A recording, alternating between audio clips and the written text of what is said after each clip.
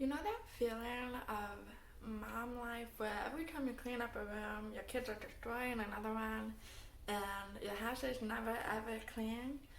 Well, me too, and I'm going to share with you something that I came up with that helped a lot. It's not perfect and it's not clean, but it is tidy. And that is what I call tidy time. Alright, so welcome back to my channel, and today I'm going to talk about tidy time. This is still relatively new for us, but we've been using it for at least a few months, maybe close to a year by now. And one day I was literally just sick and tired of watching my kids set things down right after I tidied that room. And I set it down in the wrong place. And everything, should have a place to go, right? So I sat down and I wrote this out just really quickly on a piece of scrap paper and tidy time. So for 10 minutes, everybody in the house, my 5-year-old, my 6-year-old, and my 8-year-old, my husband, and I will spend 10 minutes cleaning these first level rooms: living, dining, kitchen, nook, and bathroom. And so these are the ones that are more out in the open or don't have a lot to clean up, like the bathroom. And these we do first because the things in those rooms are more likely to belong in another room that we'll clean up as we go. So then we do 10 minutes on that and we check and see how we did. And then we move on to the second level rooms, which are both bedrooms, the laundry room, and one of our closets where we keep like their pencils and coloring stuff, glue, scissors, paper, things like that.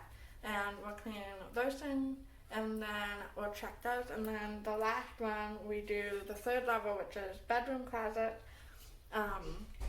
my husband's office, and their playroom.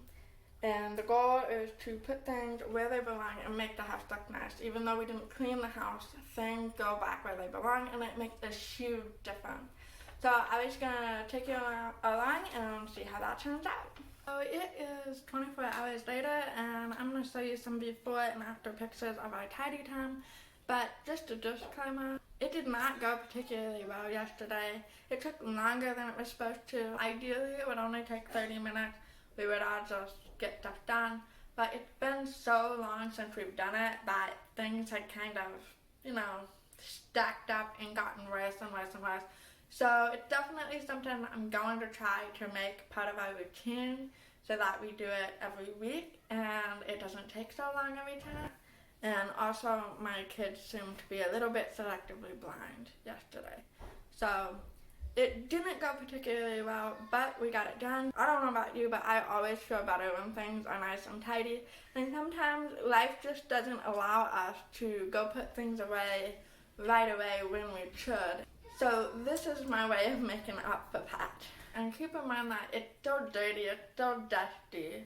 We didn't clean anything, we didn't sweep the floor, but we put things away. So here's the before and after pictures so you can see for yourself that it really does look better. And after those before and after pictures, I will talk about how to build your own tidy time plan. So let's do that.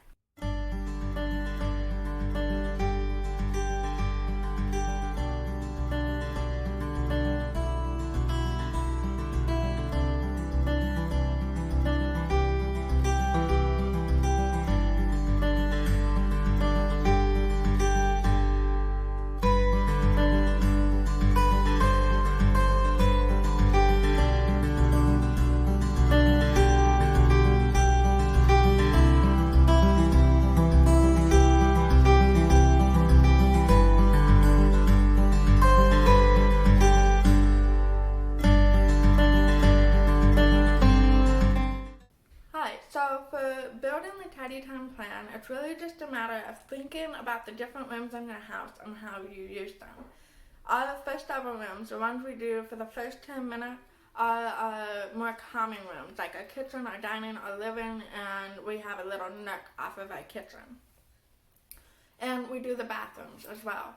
These are rooms that are more for living in, not necessarily so much for storing things in.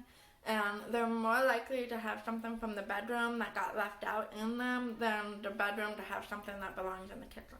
So this way you tidy up those rooms and you can take those objects that belong in a different room and take them to that room, but then go back and finish tidying up the main room.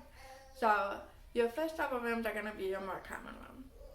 Your second level rooms are going to be rooms that you are more likely to have taken something from the first level rooms and put it in that room while you were tidying up the other room. So our second level rooms would be like our bedroom, the laundry room, and maybe a playroom or a closet or something like that. And then our third level rooms take it one step further and they get cleaned up last.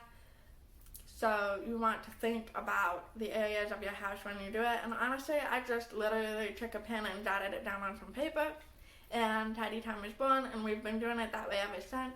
I haven't typed it up and printed it off because I know the second I print it, I'm gonna want to change something. Does that happen to you? That happened to me. Tidy Time really helped me as a mom because I'm not the only one cleaning up. And my family is perfectly capable of helping me and of knowing where things belong. And even though we don't always have to do it when we're in the moment and we have other things we need to be doing, it's so inconvenient to put things away sometimes. And you just want to set it down and move on to the next thing you need to do. It's nice to start fresh with a tidy house every now and then. Let me know how you keep your house tidy, if your house is ever tidy. And if you don't already have your family help you, I would definitely encourage it, because us moms don't need to be the only ones cleaning up, right? It is so much better to know that you're all working on it together and you're not fighting an uphill battle.